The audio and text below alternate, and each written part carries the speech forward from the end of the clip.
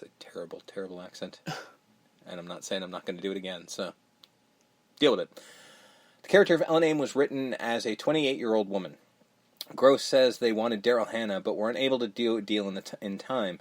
Diane read for the part when she was 18.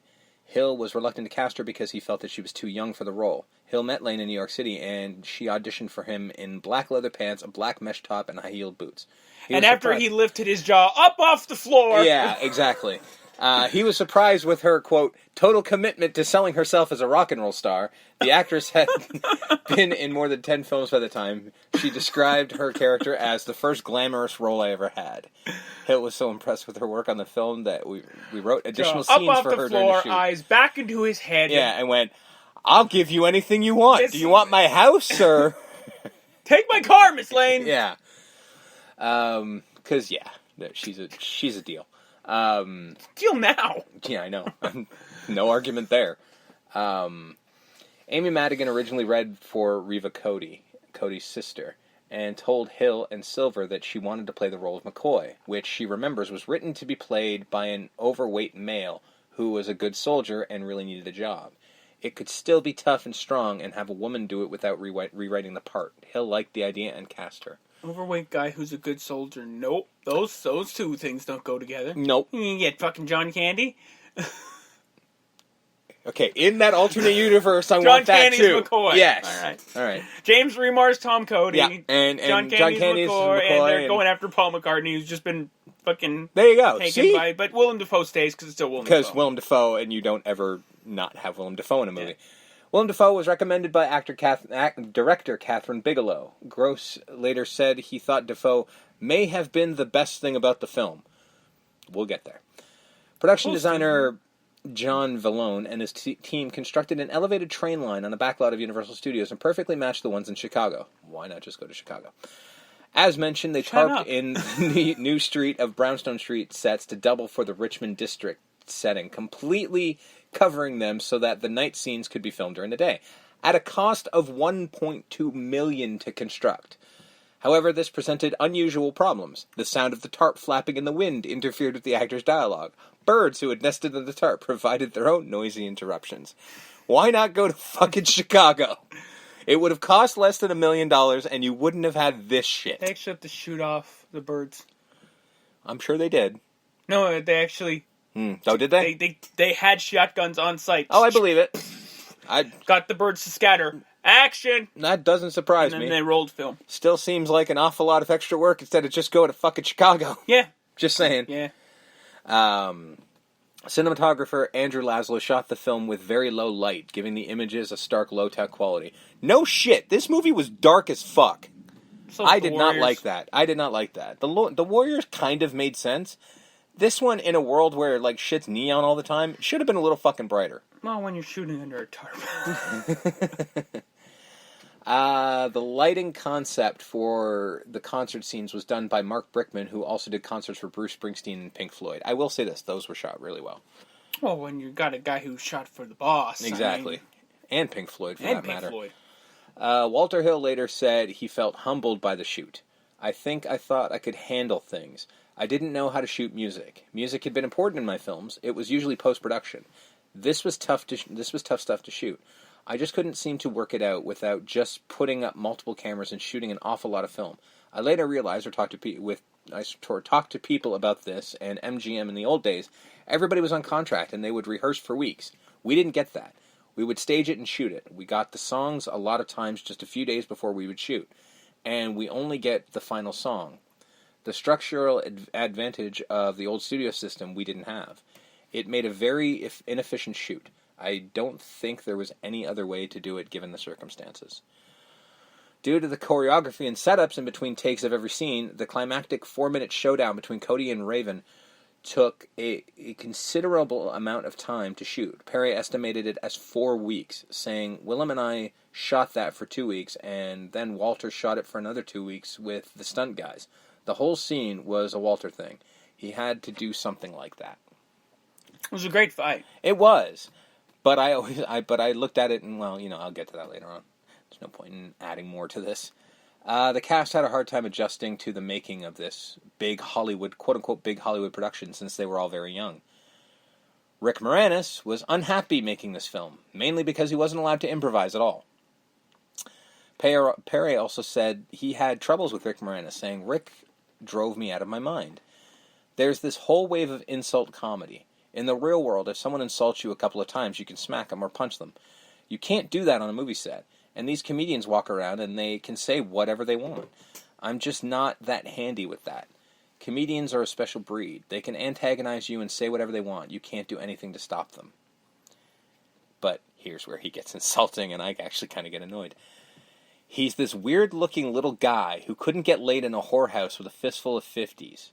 He would intimidate me. The first thing he says to me is, "Do you just act cool, or are you really cool?" That was the first sentence out of his mouth to me in Joel Silver's office, and I was like, oh, this isn't going to go well.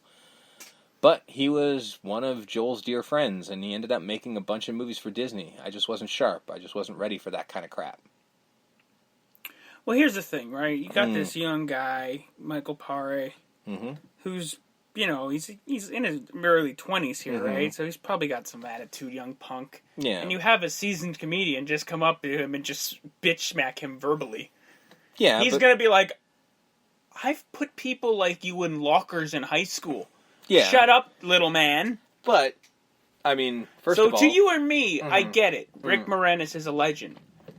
But to 23, 24-year-old Michael Paré, who literally was probably just putting in guys like this in lockers not 6 years ago, to him, who the fuck are you, little man? Yeah, still a dick. I don't like it. Oh, well... But that's just me. Also, you know, why do you have to insult the guy that you just met? I don't think he was. That's kind of insulting. I think he was just trying to see if the guy was going to fucking go with him or if he was just going to clam up. Did you really think someone like Marco Paré is going to go, "Oh, I get it, we're riffing here"? Well, he should. No, if he was smart enough, which I know Rick Moranis says, you should read the room. Rick, read the room. Rick Moranis, by that point, is swinging his big Hollywood dick around going, "Fuck you, I can do whatever I want." Well, then don't be surprised when somebody... That's what Hollywood does. Ups and pip smacks you. But he didn't do it. But he didn't do it to his face. Like, he didn't do it to his face. He's literally just saying this randomly to some fucking interview. And this was years after the fact he's saying that. No, he said it to his face in the office. What, where Michael Paré said that to him? Well, like, you're this little guy. That's what I'm saying. No. Paré shouldn't... Because that was what he was thinking in that moment. Yeah, but he's saying this years after the fact. I'm like, that's... He was probably thinking internally that... But that's the shit you fucking keep to yourself this amount of time later. You don't say it that way. Well, you find some other way of fucking saying it. When you meet someone, go, "What, do you think you're fucking Mr. Cool Guy?" That's not what he said. He said, "Are you cool or do you act cool?" And my whole thing, I probably would have responded, "Oh, I'm totally just acting cool." Go with it. Go with what he's doing. Because he's not being serious. He's just testing you to see how you're going to handle shit. Someone like Michael Paré is not going to read that way. But that's, I mean, who's that on? You know? Without being there, you can't really say for sure. However, Perry did not always work well with Walter Hill. Of Hill, he said, "I think Walter is a writer at heart. Writers aren't always that good at communicating in person. He's also a tough son of a bitch. He's like a cowboy. His director's chair was made out of leather, and on the back it read Lone Wolf. He used to frequent anything on Walter Hill. He used to frequent gun clubs and wasn't a very delicate guy. We were doing a love scene when they said, 'We need to ADR the love scene.' I really freaked out. I had never done a love scene before. I really needed help to get through it. I panicked, and the producer, Joel Silver, called Walter and somehow persuaded him to come over and direct me through the ADR. Streets of Fire was a big picture for me, and I was overwhelmed. I think that bothered Walter. I think he thought that I was a needy guy. He was used to working with actors who had experience, like Nick Nolte or David Carradine. I've always wondered why Walter has never wanted to work with me again. I think he was too much of a gentleman to tell me that I was too needy at the time." Hey, Mike, come here. You're telling me you're having a hard time being naked in bed with an 18-year-old Diane Lane? Come here. What's wrong with you? That's pretty much my thought. Go back in there and get into bed. Yeah. What do you do? I don't know. What would you normally do in I got that situation? paid to be lying in bed with an 18-year-old Diane Lane. Oh, well, world's smallest violin playing just for you, Michael. Michael Paré, I'll do it for free. Just saying. Maybe I am turning around on this whole Rick Moranis thing. See? Yeah, fuck that guy. Michael Perry's an idiot. Fucking moron. Fuck that guy. I mean, fuck him. E.G. Daly, who was also a singer, says it was a very frustrating thing for me to not sing in the film because Diane Lane was singing, and I remember thinking, God, it was so frustrating for me. It was painful because I wanted to be on that stage singing with those guys. Easy Tommy Pickles. But back... is that where you're going with this? But back then I always played those quirky characters. I didn't get those fancy leads. I got those best friends of the leads. Quirky, funny characters, hookers with a heart of gold, weirdos. Because you are a weirdo. Yeah, but I mean, in all fairness, the very next year, she's on stage in Better Off Dead. So, chill out. She was the singer. Yeah. But, like, that's not prominent, though, right? Compared to this? Compared to this, More sure. people saw Better Off Dead than this, if all truth be told. Yeah. So, I don't know. Perry said that the original draft of the script had Tom Cody kill Raven with a knife. Walter really liked the idea because it had Tom Cody winning at all costs. However, this was changed to a fair fight in order to get a PG rating. The film was originally rated R, but was edited to get Universal's desired PG rating. The film was screened for... What was R? I don't know. I'm getting that. The film was screened for exhibitors as an R, and among the trims reported, a number of F words. Maureen Jahan removing her top during her dance, which she still kind of did. She did, it was not. It's very from the back. Yeah, it was an odd. It was like a bit of a cut. I mean, there was nipple. I saw it, but it was very. Plus, her ass was half. I don't know. Whatever. Yeah, but she was technically wearing clothes, like the. As in the most technical sense. In the most technical sense. She was wearing clothing, yes. As Jason Mewes would say, the ring piece was not showing. Yeah. You know what I mean? It was held by, it was dental floss was the only thing you saw, but it wasn't, you weren't seeing, the cutter, if you will. Jesus. I'm stealing all of fucking Kevin Smith's shit right now. A different ending, and with the credits rolling over and Ellen's final number, which I don't think affected the R rating. I don't know why they put that on there. Gross and Hill would meet with the editors on the weekends and look at footage. Gross recalls that about 5 weeks into the 14-week shoot, I turned to Walter and said, "This movie is somewhat weirder than we thought. We just didn't anticipate what the combination of elements was going to be. We had a very conscious design concept of the movie, but I think we didn't fully grasp how strong it would be. In terms of the combination of elements, in a way, I think it was about expanding the Warriors concept on a bigger stage. But when expanding it to a bigger scale, it changed. The movie's bigness of size, compositionally, chemically, changed the meaning of things and made it more of a fairy tale. The Warriors had a unique sense of realism. The fact that they made a deal with the real gangs to be extras in the film, there was a true dialect going on between artifice and reality.